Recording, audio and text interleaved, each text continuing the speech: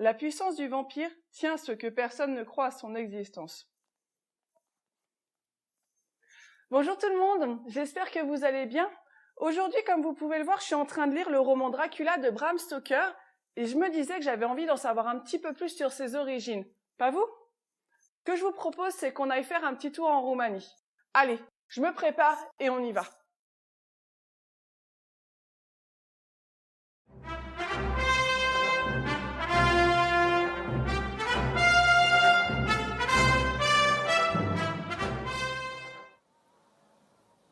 Et voilà, je me trouve actuellement au pied du château de Bran qui aurait inspiré l'auteur Bram Stoker pour son roman Dracula.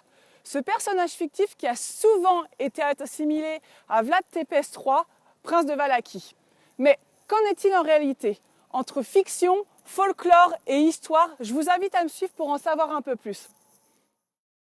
Véritable pierre angulaire de la pop culture, le mythe de Dracula est un classique incontournable de notre époque qui s'est vu adapté à plusieurs reprises, que ce soit à l'écrit, à la télévision ou bien même au cinéma. Si on sait de sources sûres que Bram Stoker s'est inspiré du château de Bran pour son roman épistolaire, l'écrivain l'ayant lui-même confirmé et les descriptions du livre correspondant au monument, ce qui est en réalité beaucoup moins clair est le lien entre le personnage fictif Dracula et la figure historique Vlad Tepes, de son vrai nom Vlad III Basarab, né en 1431 et mort en 1476. La véritable histoire de Vlad Tepes est un mélange de folklore, légende et de vérité historique. Faisant référence à son père qui appartenait à l'ordre du dragon, Vlad portait le nom de Draculea. En roumain, Dracul se traduit directement par le dragon, mais également par le diable. Draculea signifie donc littéralement « fils du diable ». Il fut aussi affublé bien après sa mort du surnom Tepes, qui signifiait l'empaleur en roumain. Il fut surnommé ainsi à cause de sa méthode favorite d'exécution, la pale, qui était une technique très populaire à l'époque parmi les princes européens. Cependant, ce sobriquet n'a jamais été utilisé par les contemporains de Vlad et n'apparaît pour la première fois qu'en 1550 dans une chronique de Valachie, soit un siècle après sa mort. Vlad Tepes était un chef qui utilisait la terreur pour se faire respecter de ses ennemis. Il a choqué ses contemporains avec ses méthodes de torture sadique. Il était inflexible, emprisonnait, torturait et tuait sans remords tous ceux qui se mettaient en travers de son chemin. Pour couronner le tout, on dit que son apparence physique faisait peur aux émissaires, à ses ennemis et même à son peuple. Quant à sa mort, elle reste encore très mystérieuse, et l'emplacement de sa vraie tombe reste incertaine. L'image de Vlad Tepes est souvent associée à celle du vampire de Bram Stoker, et pourtant, à part le nom Dracula, il n'y a rien d'autre qui les relie. En effet, le roman est une fiction censée se dérouler en Transylvanie et au Royaume-Uni au XIXe siècle, alors que Vlad sévissait en Roumanie au XVe siècle. D'ailleurs, même leurs titres divergent. L'un est un comte, l'autre était un prince. Quant à l'occupation de Vlad au château de Bran, aucun document officiel n'atteste de sa présence entre les murs du château. On raconte qu'il y serait resté peu de temps car il s'agissait d'un lieu de passage pour le commerce, ou bien alors qu'il y aurait été emprisonné 2 mois par le roi hongrois à la suite d'une capture. Le palais Tarkoviste, tout au contraire, était là où Vlad régnait réellement. Toutes ces différences nous démontrent donc que même s'ils sont généralement associés, il n'y a aucun lien clair et net entre le personnage fictif et le personnage historique. Mais le mystère qui plane autour de la mort de Vlad l'Empaleur avait largement favorisé la diffusion de la légende de Dracula. Le folklore dit que le prince s'est transformé en vampire. Bref, vous l'aurez compris, le château de Bran a très peu de lien avec Vlad Tepes III. Mais revenons-en à Dracula. Connaissez-vous vraiment l'origine des vampires? Allez, on continue. On fait souvent du roman de Bram Stoker l'origine du mythe des vampires. Pourtant, il s'inscrit dans une longue tradition qui puise ses racines dans l'Antiquité. Dans la mythologie grecque, on parlait déjà de striges, des créatures femelles à l'apparence d'oiseaux qui se nourrissaient de sang de bébés et d'hommes. Beaucoup de textes affirment également que Lilith était le premier vampire, celle-ci se nourrissant de sang de nouveau-nés. Dans l'Europe orientale, les vampires sont des êtres chimériques qui, suivant la superstition populaire, sortent du tombeau pour sucer le sang des vivants. Bien sûr, de par leur résurrection et leur caractère immortel, les vampires ont toujours été étroitement liés aux morts vivants. C'est au Moyen-Âge que l'on découvre les premières manifestations de pratiques vampiriques. Des archéologues ont d'ailleurs découvert en 2007 des squelettes datant du Moyen-Âge, enterrés avec des pierres dans la bouche. Il s'agirait là d'une pratique qui aurait empêché les morts-vivants de revenir sur Terre. En 1484, le pape Innocent VIII reconnaît l'existence des morts-vivants.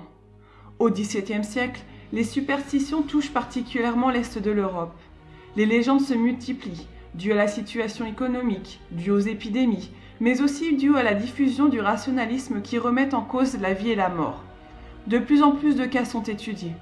On parle entre autres de Strigoi ou bien de Moroi dans le folklore roumain. Ce sont des âmes troublées, sortant de leur tombe et revenant tourmenter leurs proches en aspirant leur énergie vitale. Pour l'anecdote, on ressasse 2 cas de vampirisme majeurs dans l'histoire, outre celui de Vlad bien sûr. Tout d'abord, celui de Jure Grando, au XVIe siècle. Celui-ci était le premier cas documenté de vampirisme en Europe.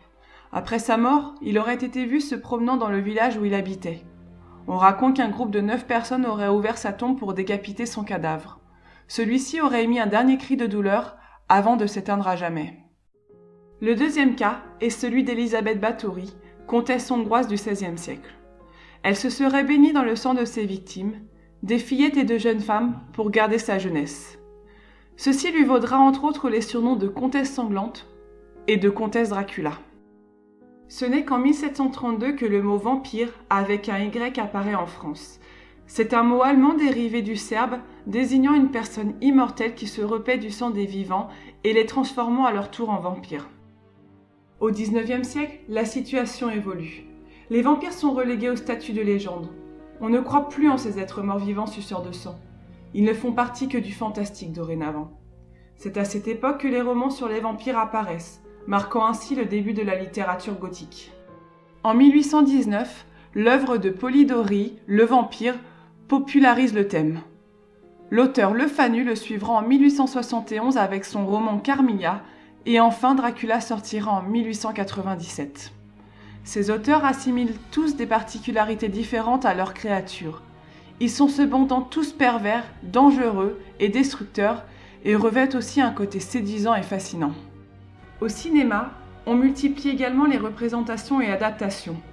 En l'occurrence, Nosferatu, Le cauchemar de Dracula par Fischer, ou bien même l'adaptation de Dracula par Coppola. Mais que ce soit à l'écrit ou à l'écran, le mythe évolue.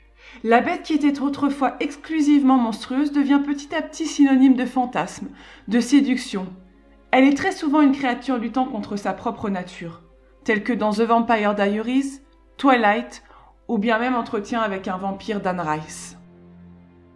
Vous l'aurez compris, le mythe du vampire, immortel, buvant le sang de ses victimes et les transformant à leur tour en vampires, apparaît sous bien des différentes formes dans l'imaginaire populaire selon la culture et l'époque.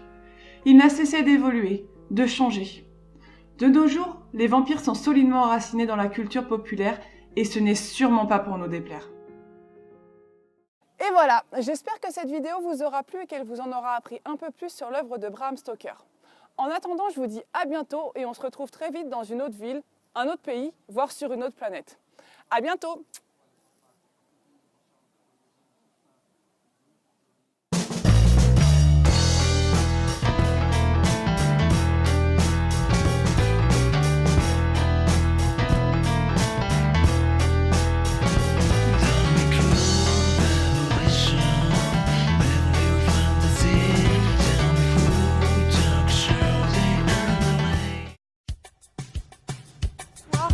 Je vous invite à me... Oh, sauter.